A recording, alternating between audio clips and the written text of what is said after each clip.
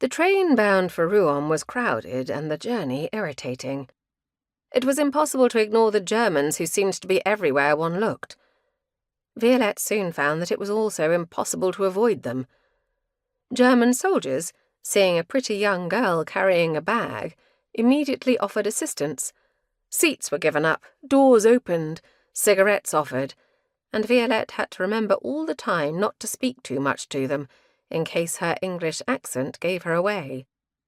She also had to regard them in the way a native Frenchwoman would have done, with, perhaps, weary resignation, rather than the hatred that she actually felt.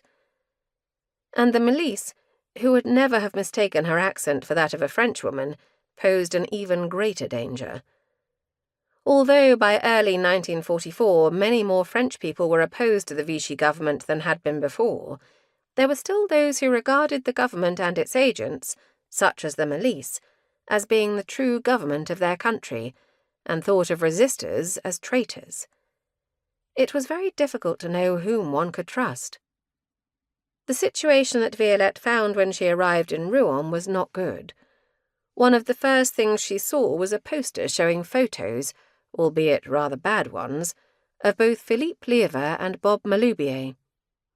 Liévin's picture was captioned Clément, while that of Maloubier gave his name as R. Mollier, his cover name as the publicity agent from Marseille. Violette later spotted more damning posters, and, when she judged it safe, managed to rip one from a wall and stuff it into her bag to be brought back to England. One wonders about the wisdom of such an action. Had she been searched at any time, she would surely have been in trouble if the poster had been discovered. For the next 3 weeks, Violette made her way around the narrow streets of Rouen, visiting houses and flats and trying to discover what had happened to the occupants. It soon became clear to her that the circuit had been thoroughly penetrated, and that most of its members had been arrested. It was a delicate task trying to discover what had happened without arousing suspicion about herself.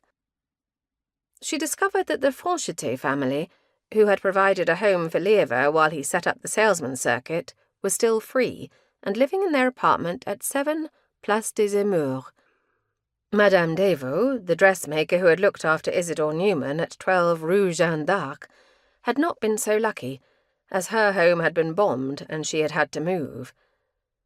A resistor named Paco and another named Piontek, both of whom had been part of a sabotage group which had blown up a ship, still appeared to be free, as did the Dussault brothers, one of whom was an informer from police headquarters, and the other an informer on industrial installations.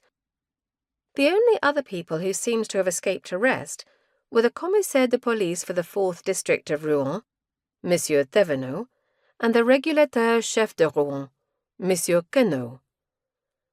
The list of those that had not been so lucky was depressingly long.